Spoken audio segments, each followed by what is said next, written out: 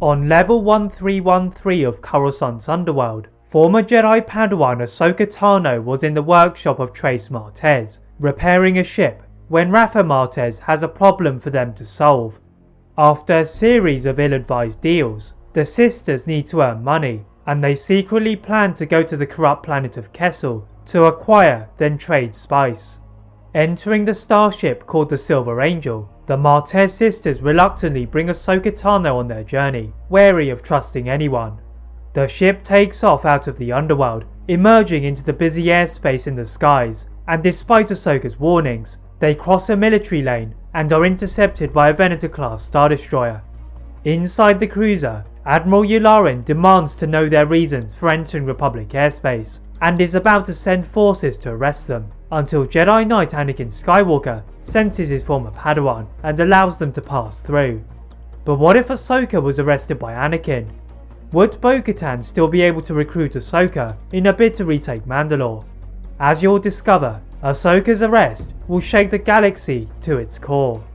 In the Silver Angel, the already tense atmosphere was not helped by the comlink inside flashing.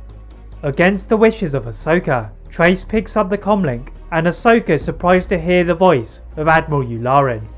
In the Jedi cruiser, Yularen discussed the appearance of the starship in the airspace, and Anakin could sense something familiar. Searching into the Force, he senses his former padawan Ahsoka Tano, and Anakin realizes that they could do with her help. The Jedi Knight asks Yularen to draw the ship into the cruiser, and a short while later, out stepped Ahsoka in front of the Martez sisters. Ahsoka defiantly folds her arms, stating firmly that she would not return to the Jedi Order, but this was not the reason for her capture. Having heard of a secret mission from the Jedi Council, Jedi Master Quinlan Vos had been tasked with assassinating Count Dooku, alongside the bounty hunter Sarge Ventress. The Martez sisters look at Ahsoka in confusion, and she admits to them that this was the Skywalker she had been referring to, and Anakin allows the sisters to leave, as Ahsoka's journey took a different path. Knowing that Ahsoka would be unwilling to go back to the Jedi Temple, Anakin guided her to the cruiser's holoprojector and presented her to the Council. The Jedi is surprised to see her, and for once, Anakin's idea for her to join forces with Vos and Ventress is not rebuked. Yoda dispatches her to the planet of Dathomir, where the assassins are stationed, and Anakin presents her with her new lightsabers, then a starfighter to get her to the dark side planet. Eventually venturing into the red mist, she walked through with her lightsabers ignited, wary of any threats, until she came across a massacre.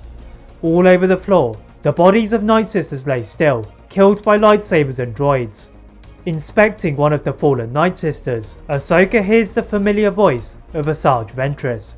The Dathomirian had been made aware of Ahsoka's assistance, and she guides her to Master Vos. Before Ahsoka could react, she was stunned and put to sleep.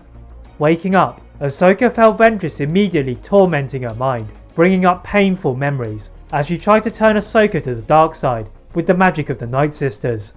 However, unlike with Master Vos, Ahsoka was too pure in the light, and Ventress grew impatient. Ahsoka could sense the dangerous darkness in Quinlan Vos, and she immediately made contact with Anakin. The Jedi Knight relays the news to the Council, and they are concerned at losing another Jedi to the dark side. Yoda sends Obi-Wan to Dathomir in the hopes of stopping Vos's fall to the dark side and maintaining the Jedi's sense of honour. Descending next to Ahsoka's ship, the Jedi Master walks to the Night Sister lair and finds Ahsoka laying unconscious on a cold stone. Obi-Wan awakens the Togruta, and she begins to remember that Vos and Ventress had disappeared in their search for Dooku. Obi-Wan begins to search for any clues as to where they might have gone, but can find nothing in the abandoned lair, until Ahsoka memorizes a ceremony taking place on the planet of Raxus. Reporting this to the Council, the planet had been blockaded since the death of Mina Ponteri, so the Jedi deploy Anakin and the clones to get through to the planet's surface. The Republic forces convene outside of the atmosphere of Raxus, and quickly plan their attack, using a multitude of squadrons to divert attention away from the Jedi and Ahsoka. Despite heavy losses being incurred, Anakin, Obi-Wan and Ahsoka managed to break through the blockade, and infiltrated the capital city of Raxulon, where the ceremony for Dooku is taking place. As they see Ventress and Vos dueling Dooku and Grievous, the Jedi drop down from their starships, and at the same time, The clones activate a deflector shield generator, ensuring there would be no escape. Grievous and Dooku are cleverly separated by the opposition, and Grievous is forced away from chasing Obi-Wan, destroying the shield generator and fleeing in his ship. But whilst one separatist had escaped, the combined efforts of 4 lightsaber duelists had captured Dooku. As Anakin pointed his lightsaber to Dooku's throat, Ventress was eager to kill him, but he could reveal the key to winning the war. Anakin had to choose. That is it for part 1 of What If Ahsoka Was Arrested by Anakin. If you'd like to see a part 2, please like this video, turn on that notification bell, subscribe to this channel, and my other channel What If Films for more what ifs. And as always, leave a comment on what if you'd all like to see next, and how I can improve my videos. Thank you all very much for watching, and see you next time.